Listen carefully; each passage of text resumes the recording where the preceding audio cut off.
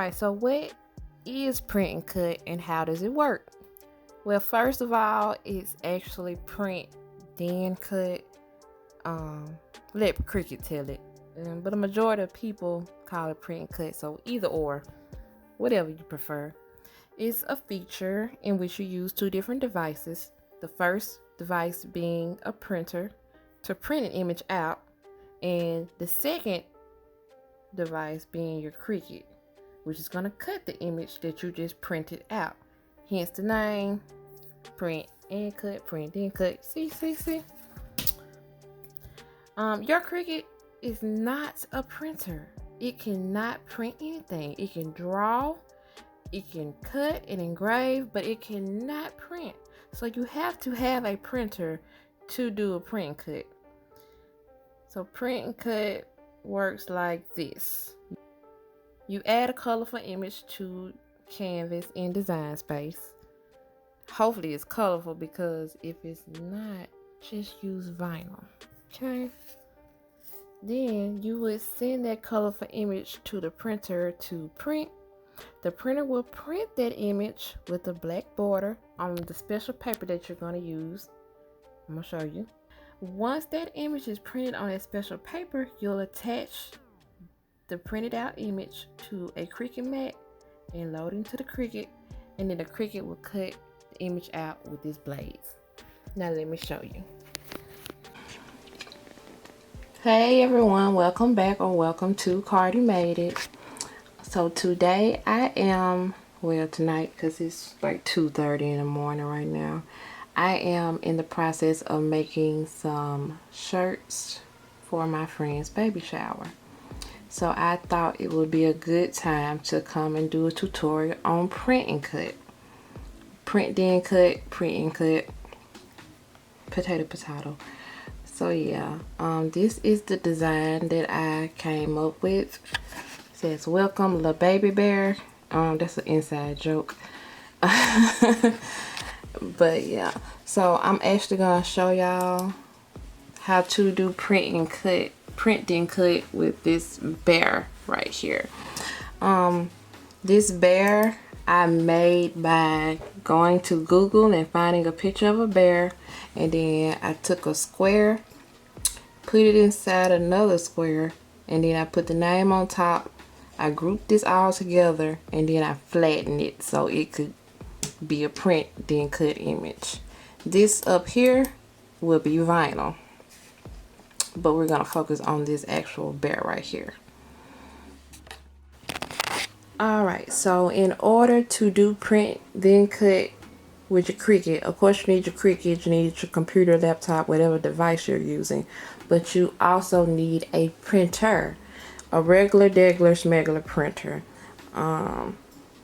inkjet printer, a standard printer as this paper instructs. Let me show y'all mine. I just bought this $40 Canon Pixma. It's a TS3322, and I literally just bought it the other day. If you watch my room tour, you'll see that I had an HP, and I had that HP probably since college. It is nothing wrong with that printer. I just wanted to change printers, and I'm going to actually upgrade in a couple of months to a sublimation printer as well. But as far as that doesn't matter. Print then cut, just a regular inkjet printer is fine. And besides a printer, you need transfer paper. I use two brands, Starcraft and Avery brand. I get my Avery brand from Walmart, and I order this Starcraft brand online sometimes, but when I'm in a pinch, I mostly use Avery. I prefer the Starcraft brand because of how the Avery brand is set up. It has like little lines cut down. I wish I had a sheet to show y'all, but I don't. But yeah, I prefer the Starcraft brand, and from both brands I get for dark materials. I never buy transfer paper for light shirts, for light materials. I don't, never have.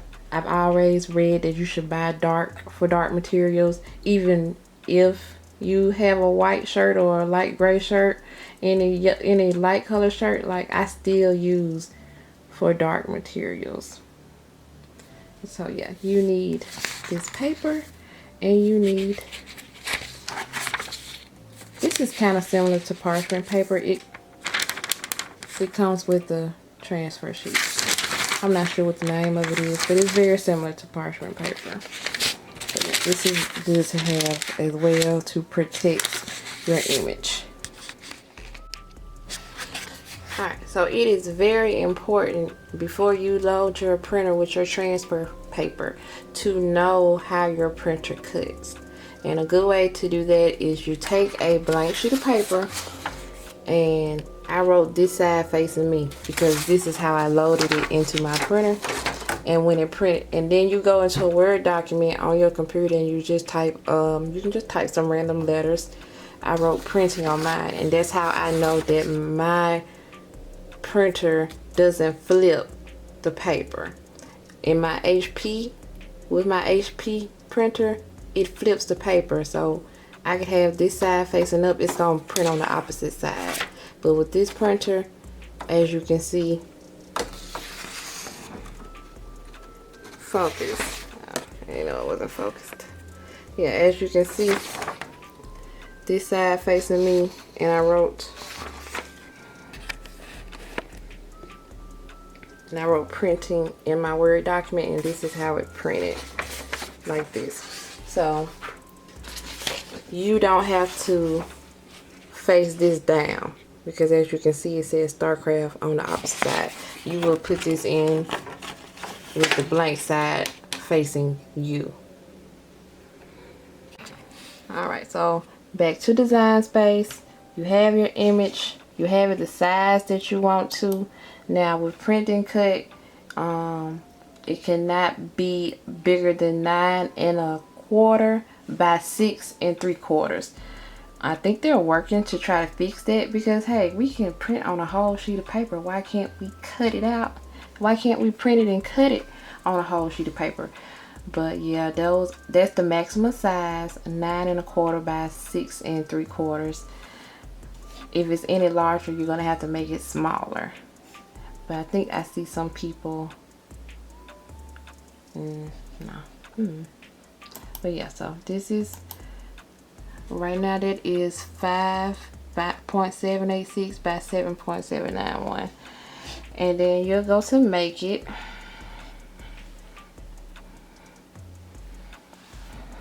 And you do not mirror Print then Cut. You don't. You want it to print facing up.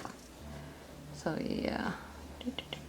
And then you go to continue. And you let it load. And send to printer. And this little dialog box with print setup pops up, and it has my printer up there. You can determine whether or not you want to add bleed. Bleed just makes the image a little bit thicker so that the cutting can be precise. I always leave bleed on, and I'll show you how it looks when it prints out, because once you actually cut it with your Cricut, it might look a little blurry, but when you cut it with the Cricut, it's not gonna include that. It's gonna cut your image out how it looks right there. So I'm gonna print.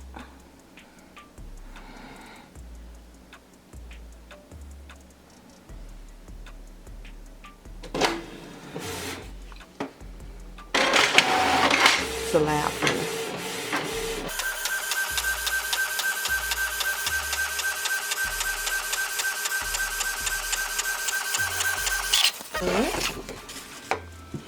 So here is my pretty image printed out. And here is one that I did print out earlier, and I took the cut portion away from it already. So you see the leg right there, it's smaller than this. I don't know if you can see it, but yeah. So when you add the bleed, it makes the image thicker. And when you cut it with the Cricut, it cuts that part off. Yeah, I'm not sure if I'm doing a good job of really explaining the bleed part, but see how the bottom part is thicker than the smaller, the one on top. So I haven't cut the one on the bottom yet, so it has a thicker border around the image. Alright, so you load your transfer paper onto your Cricut mat just like you load vinyl.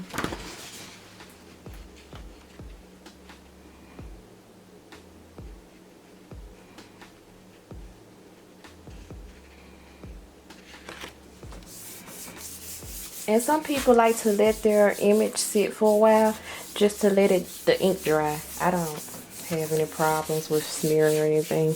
I just put it straight on there.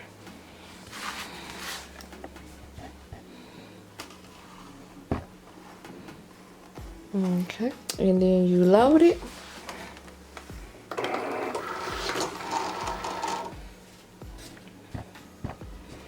And cut it.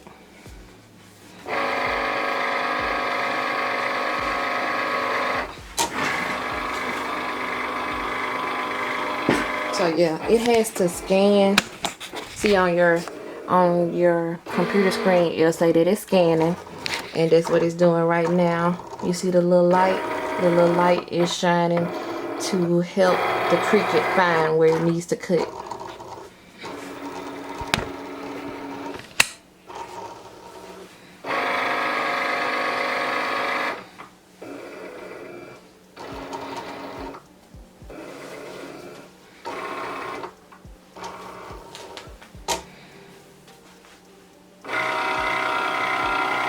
And now it's done scanning, so it's going to start cutting.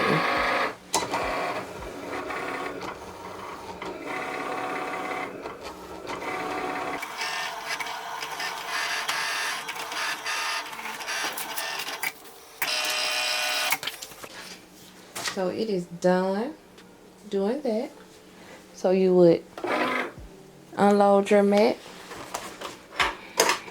Now, I have a little technique. I don't just pull it straight off.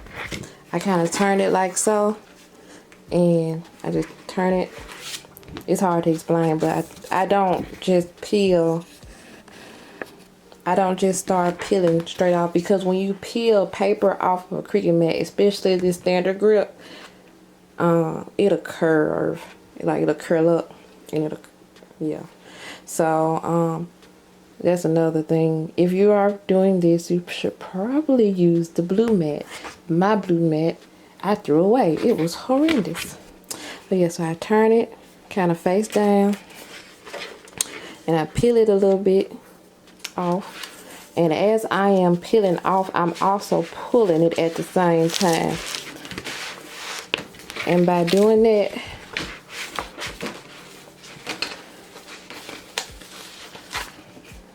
when it comes off the mat, it's still flat. It doesn't curl up or anything.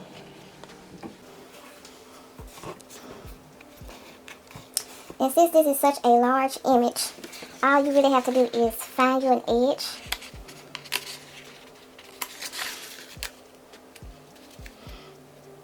You can use your weeding tool or your nails.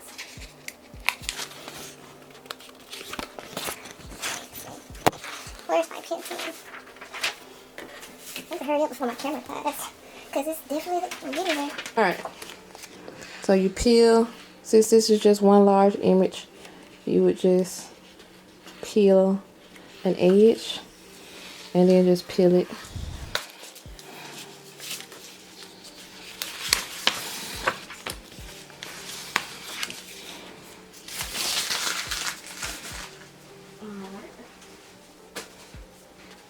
So that was the print, and then we cut it. So I will come back tomorrow and show y'all how to put it on a shirt. Stay tuned. Alright, so it is the next night and I am about to finish up my shirts. And I wanted to come show y'all my cut image and how you put it on a shirt. Since this image is one large image, I can peel this straight off the paper and put it on a shirt. Sometimes when you have smaller images or you have multiple images or like images with like cuts in it, you don't necessarily want to do that. You would have to get like a carrier sheet. And they also sell it like this, or you can just buy it, and it is reusable. Yeah, you can buy it just like this. I will try to find a link and put it in my description box. Since I have this large image, I'm going to find an edge to pull up on and try not to ruin it, because this point will, if you don't put the point in a good place, you'll scratch off some of your ink.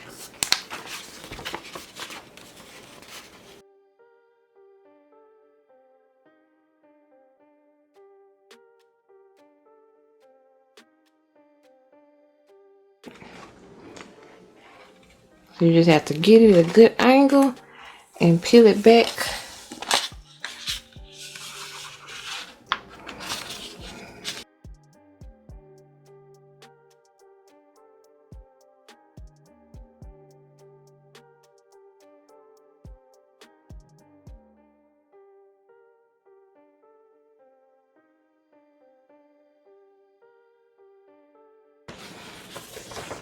Alright, so I have removed my image from the paper backing. I'm going to discard that. So if you are nervous about that, I would definitely recommend using the HTV carrier sheet. Just make sure you rub it real good. Rub it down real good. This is like a helpful tool that you can use when you have that carrier sheet over a printed image. Okay. Alright, so here I am at my heat press. I've already pressed my words down, and now I'm going to put my printed design down. Now, if you're not going to use that carrier sheet like I was talking about it, you have to be quick at this point, because you can't just place this down and leave it. The heat from the heat press will make this roll up. So what I like to do is find a good place that I want it, something that looks nice. You find a place where it looks good at, and you go ahead and put your parchment paper down, and that way you can still see through the parchment paper as you move it in either direction you would like for it to go. So let me see. I think I put that in a great place. If you watch my videos, you know that I keep my computer screen up so that I can see my image and where I want it to be placed. I did a good job with that first lay. I do want it to come down just a tad.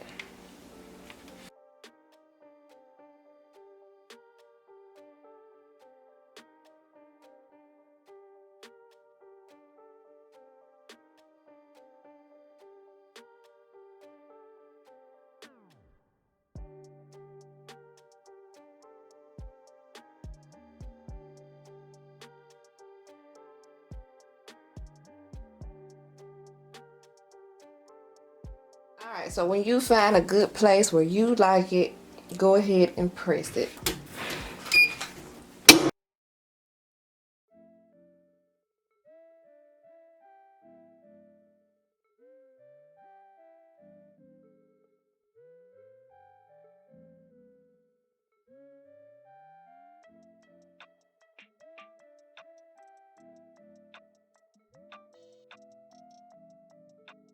And voila!